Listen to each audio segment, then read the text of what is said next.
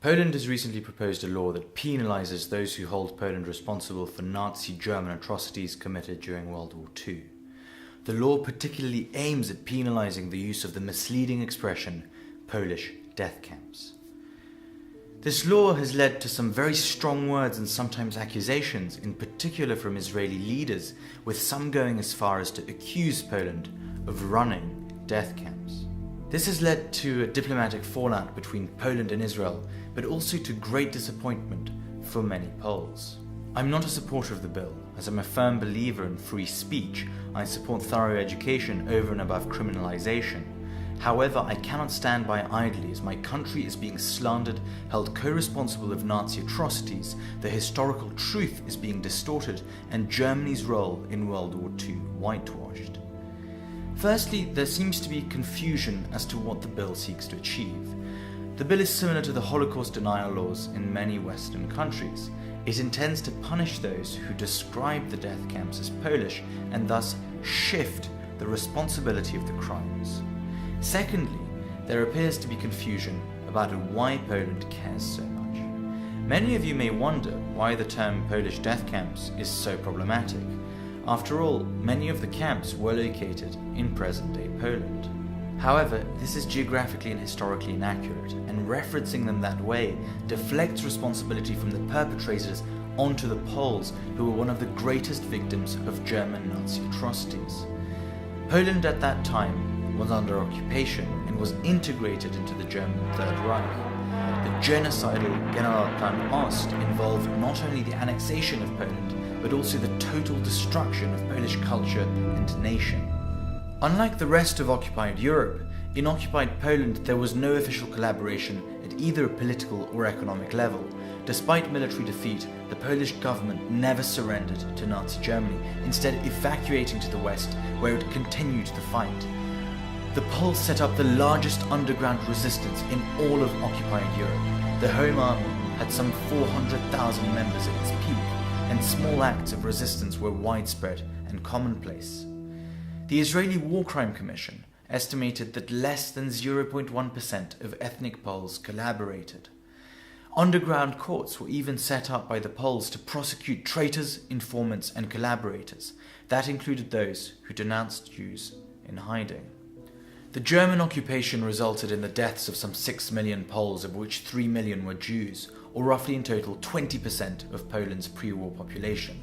The Germans also engaged in concentrated efforts to destroy Polish culture, the Polish elite and intelligentsia, and aimed at the Germanization of annexed land. However, before the destruction of Poles, they set the aim of eradicating European Jewry. In response, the Polish resistance set up Żegota, the Council for the Aid of Jews, the only secret organization in all of occupied Europe designated specifically to aid Jews. More Jews were rescued in Poland than in any other nation, with the rescue figure being put between 100 and 150,000, and this despite the fact that Poland was one of the only occupied countries where aiding a Jew resulted in a death penalty for every Pole living in the household where Jews were discovered. Thousands of families, such as the Ulm family, paid with their lives. Despite the risks, Poles constitute the largest contingent of those honored as righteous amongst the nations. Historians estimate that some 100 to 300,000 Poles met Yad Vashem criteria, and some, such as Richard Lucas, claim that up to 1 million Poles could have been involved in giving aid to Jews. The Nazi Germans set up camps to eradicate Jews. Auschwitz-Birkenau is not a Polish name, and Arbeit macht frei is not in Polish. The first prisoners of that notorious camp were actually ethnic Poles. And it was also Poles who attempted to inform an incredulous and disbelieving world of the horrors of the Holocaust, and called in vain for action to stop it. It was a Polish cavalry officer, Witold Pilecki, who volunteered to infiltrate Auschwitz-Birkenau, where he spent 2.5 years smuggling information about the horrors happening there before escaping and writing the Witold Report. It was the Polish foreign minister, Count Edward Raczyński, who in 1942 provided the Allies with one of the earliest and most accurate accounts of the ongoing Holocaust and pleaded for action. And again, It was a Polish officer, Jan Karski, an eyewitness of the ghettos, who then smuggled his reports to the West and personally informed a disinterested President Roosevelt of the suffering of the Polish Jews.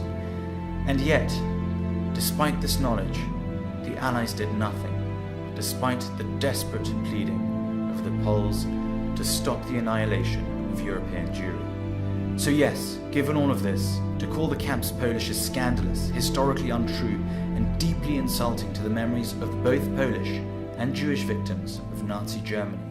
There were no Polish death camps. Poland did not collaborate with Nazi Germany. Poles overwhelmingly did not collaborate with the Nazi German occupiers. Obviously not all Poles were courageous saints. No one in Poland is denying that some Poles did despicable things, nor is anyone denying that there wasn't some anti-Semitism in Poland before, during, or after the war.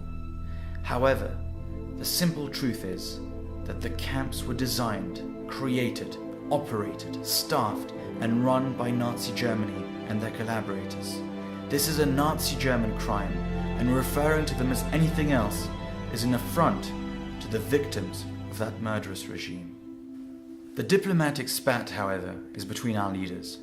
I, as a Polish citizen, would like to leave politics aside and invite my Jewish brothers and sisters to come and discover Poland, not just to reflect on the horrors of the Holocaust and pay tribute to those who were murdered in Nazi camps, but also to come and discover a country where Poles and Jews shared 1,000 years of history, with some ups and downs.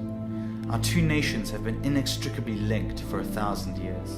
It was in Poland, once upon a time, that Jews found a safe haven and refuge, and today you might discover again a beautiful and welcoming country. Goodbye, do widzenia, and shalom.